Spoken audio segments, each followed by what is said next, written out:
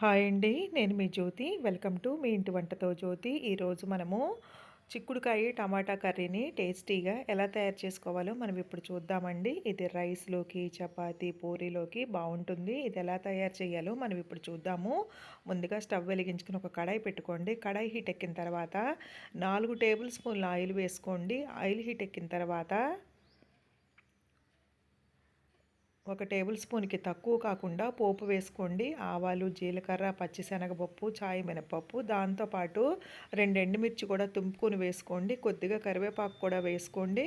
పోపు కొంచెం దోరగా వేగాక ఒక చిన్న ఉల్లిపాయను తీసుకుని చిన్న చిన్న ముక్కలుగా కట్ చేసుకుని వేసుకోండి.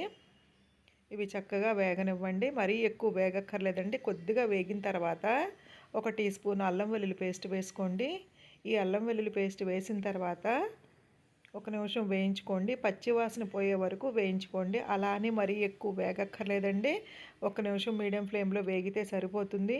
ఇప్పుడు మనము ఈ చిక్కుడుకాయలు అనేవి పావు కిలో తీసుకున్నామండి. పావు కిలో చిక్కుడుకాయలని శుభ్రంగా కడిగిన తర్వాత ఒక్కో చిక్కుడుకాయని ఇలా 2 ముక్కలుగా కట్ చేసామండి. ఎందుకంటే లోపల పురుగు అలాంటివి ఏమన్నా ఉంటుందండి. అందుకని కాయ వేయకుండా ఇలా చేసి వేశాను.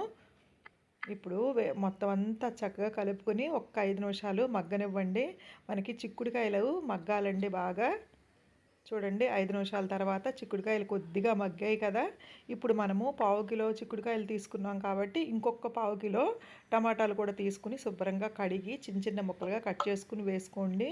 మీకు అర్థమైంది అనుకుంటానండి. టమాటాలు కానీ చిక్కుడుకాయ కానీ సేమ్ అండి. అవి ఎంత వేసామో ఇవి కూడా అంతే వేయాలి. వేసిన తర్వాత మొత్తం అంతా చక్కగా కలుపుకోండి. కలుపుకొని మూత పెట్టేసేయండి. మూత పెట్టేసి మనకి ఇంకొక 5 నిమిషాలు కుక్ చేసుకోండి.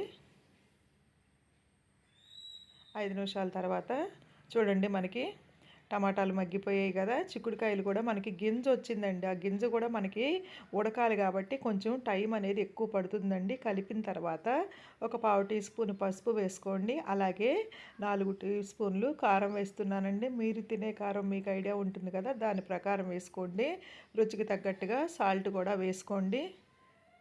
ఇలా వేసిన తర్వాత ఈ ఉప్పు, కారం, పసుపు ఇవన్నీ కూడా చక్కగా ఈ ముక్కలకి పట్టేట్టుగా చిక్కుడుకాయకి, టమాటాకి బాగా పట్టేట్టుగా కలుపుకోండి.